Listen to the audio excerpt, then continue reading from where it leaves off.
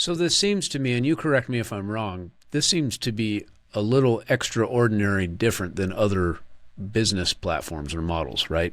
Yes. So let me give absolutely. you an example. I decide that I'm going to buy myself a piece of equipment for my business. You know, the business is going to buy a piece of equipment.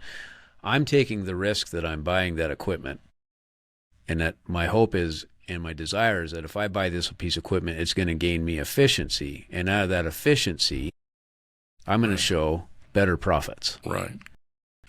Are you saying that these guys decide to build a plant not of their own risk 100%, and that just goes straight to the ratepayer if they decide to build better stuff? If the PSC doesn't scrutinize it, that's exactly what happens.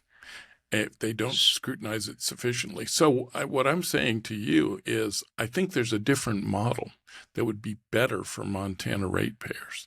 And I think that better model is to actually go to a more performance-based rate-making model. So Sure. rather than it just being a cost-plus rate-making model, that it be performance-based. So if you're finding efficiencies, if you're improving the environment, if you're doing all of these various things which are good, if you're modernizing Montana's electrical infrastructure, if you're making our grid more resilient, more dependable, more efficient, if you're doing those kinds of investments and they prove to sort of pencil out from a rate standpoint, then yes, we should support that and maybe agree to some of those investments. Sure. But you can't just have a utility present you a PowerPoint presentation and say we need greater rates because, well, we think we need more capacity for the future.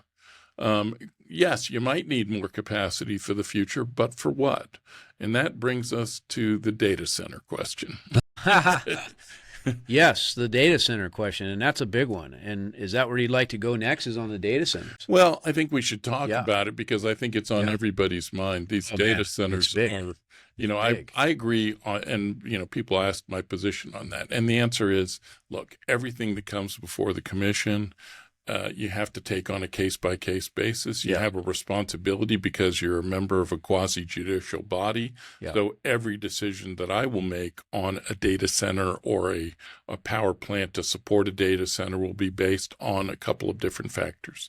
And those are the factual evidence presented, the body of arguments that are presented by each side, not just the rate requester, but also the interveners and other people who have opinion and the public.